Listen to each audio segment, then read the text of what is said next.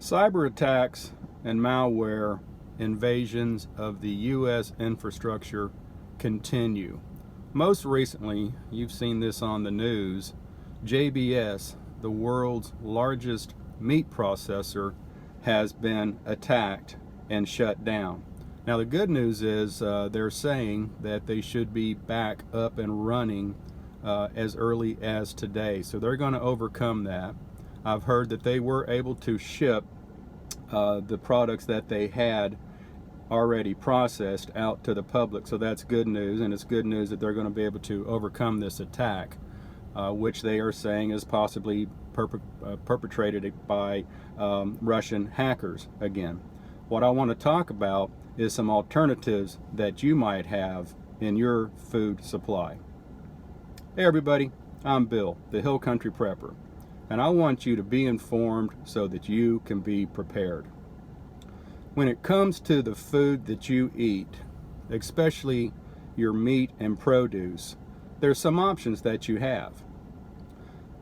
I guess probably the most obvious is that you can grow your own vegetables and grow your own fruit and possibly have your own livestock. Now, of course, you'll need to have some land to do the livestock, but you can do your own chickens, and you can do your own pigs, and you can do your own goats, and even your own beef if you have enough property. Now, I realize this isn't feasible for a lot of people. A lot of people live in the big cities. A lot of people live in suburban areas where they don't have the space to do that. They can do container gardening, and we do that for a lot of our vegetables, and we have fruit trees. So that's an option that you have if you have that available to you. Now, I know here in Texas there's lots of farmers markets going on, and you can go and get fresh produce there. Right now in the Texas Hill Country, peaches are being sold. A lot of orchards here in the Hill Country have the most delicious peaches. There's also apples. Also here in the Texas Hill Country there are wild pecan trees, there's wild persimmons, and there's lots of figs. I know in our churchyard they've got a couple big pecan trees and a big 50-year-old fig tree that we go every year and get pecans and figs off of. Bushels and bushels of figs and pecans. It's really awesome. This might be an option that you have also where you live if you have those types of trees growing. Farmers markets are really good, and just foraging around your area is another great option. Something else you might want to consider if you're able, and that is being able to hunt your own game. Now, I'm not saying you go out and shoot the farmer's milk cow. I'm not saying that at all. And I'm not saying you go out and you get involved in poaching in the off season. I'm not saying that for sure. That's illegal, and I don't condone that. Here in the Texas Hill Country, there's lots of wild exotic game that are just roaming the countryside. A lot of it is contained in high fence areas, and of course you can't shoot those because they belong to somebody else. But a lot of these animals have escaped, and there are numerous exotics in the Texas Hill Country. Just recently I had the opportunity to go down to South Texas and shoot some nilgai. What that is, that's actually an Indian antelope that was imported into the United States back in the 1920s, 1930s. Big animals. They can get up to 500 pounds. I was able to shoot 2 nilgai cows that probably weighed about 350 pounds, maybe up to 400 pounds each. So I'm going to get about probably 350 pounds of meat. Now, the exotic meat is really delicious. Most of the exotics here are grass-fed animals, so they don't have that gamey taste like you might see in venison. It's really good. This is an option that you have. Of course, you'll need to have a hunting license. Here in Texas, you can get a hunting license for about $25. Now, you will need to have a hunting license to shoot exotics, as well as deer. You'll also need to have a license to hunt feral pigs. Feral pigs are running rampant, I believe, all over the country. These feral hogs are good to eat. You have to have them processed, obviously. You have to have all these animals processed. but you can get that done at your, there's processing locations all over. Now this might be an option that you have as well, so that's something to consider.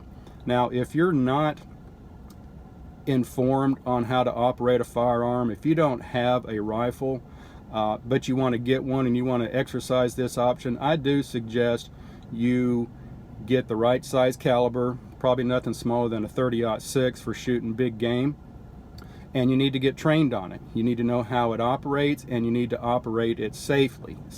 You've got, you know, gun safety is paramount. I just want to mention that. Now another option that you might want to consider, and this is probably going to be more feasible for most people watching this video, you can go to a local meat processor. There are numerous small town meat processors around here, and they coordinate with local ranchers, and you can buy a side of beef. You can buy the whole cow if you want to, or you can get a quarter. Okay, if you can't afford that, maybe go in with a friend or a family member and you guys split it. Now when you order meat this way from the local processor, you can tell them how you want the cuts done. You can tell them how much hamburger, how much chops, how much roast, how much summer sausage, how much links. You can order pretty much what you want, and this is a great way of supporting the local economy, supporting the local ranchers, and you're going to get beef in this way that is a lot healthier for you. You're not going to be buying a pound of hamburger that's a quarter of water and other things that you don't know what's in it. You're most likely going to be buying grain-fed, possibly grass-fed beef that's going to be a lot better cut of meat, and it's going to be a lot healthier for you. Guys, if you find this information helpful, why don't you give it a thumbs up and a like? And if you're not a subscriber yet, why not subscribe right now? And if you hit that notification bell, you'll get notified each and every time I upload some new content. So why don't you do that right now? The cyber attacks are continuing. You got to wonder what's going to happen next. We've already seen it on the fuel supply. Now we're seeing it on the food supply. It could happen to the water supply. The electrical grid is vulnerable. You need to find some alternatives to provide for yourself and your family, whether you grow at your own, you hunt at your own, or you go down to your local butcher shop and help support the local economy by buying the rancher's beef right off the hoof. Guys, I want you to be informed so that you can be prepared. You guys have a blessed day. Thanks.